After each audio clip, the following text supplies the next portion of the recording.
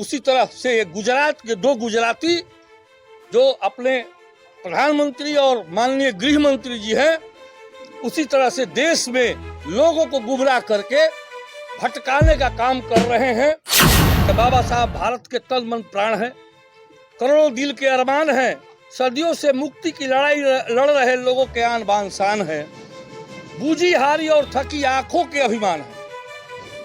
दुनिया में भारत की अनूठी पहचान है। यदि संसद एक मंदिर है तो अम्बेडकर यकीनन भगवान है।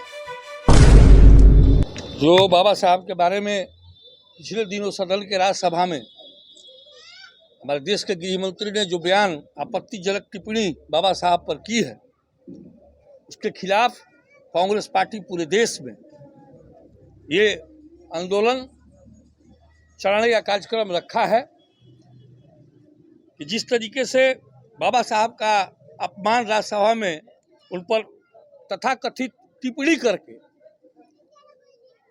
कि भगवान का नाम लेने से लोग तर जाएंगे, जैसे बयान को दे करके अपनी ओछी मानसिकता को दर्शाने का काम किया है। और हम सभी ये जानते हैं कि लोकतंत्र में जो सर्वोच्च पंचायत है वो लोकतंत्र का मंदिर है, पवित्र मंदिर है, और उसके रचयिता हमारे उस संविधान के रचयिता हमारे बाबा साहब भीमराव अम्बेडकर है।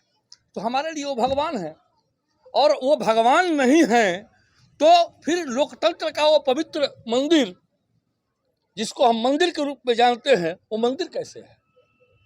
तो निश्चित रूप से बाबा साहब भीमराव अम्बेडकर दलितों के, शोषितों के, वंचितों के, किसानों के, निचले जो तबके थे, जो किसी भी जाति धर्म मजहब से आते हो, उन सबके हितैषी थे बाबा साहब। और हमारे नेता ने उनसे गृह मंत्री का इस्तीफा मांगा है।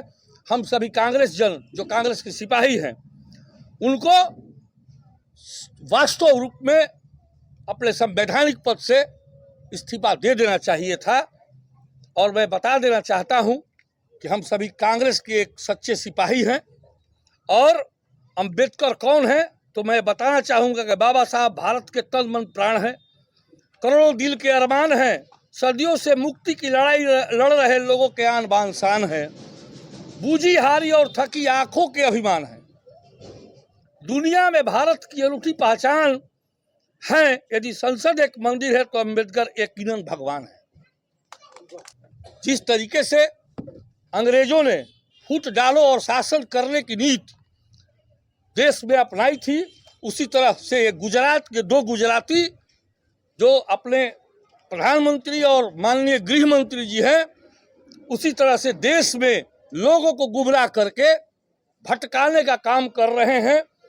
रोजगार के नाम पर एक भी बेरोजगारों को रोजगार देने का काम, किसानों को सही एमएसपी देने का काम, देश की आर्थिक व्यवस्था को निचले स्तर से उठाने का काम, जो काला धन स्विट्जरलैंड में बंद है उसको लाने की जो बात 2014 में किया करते थे, और हर एक व्यक्ति के खाते में 15 लाख रुपया देने की बात कर रहे जुमलेबाज लोग को इमीडिएट यथाशीघ्र अपने पद से इस्तीफा दे देना चाहिए।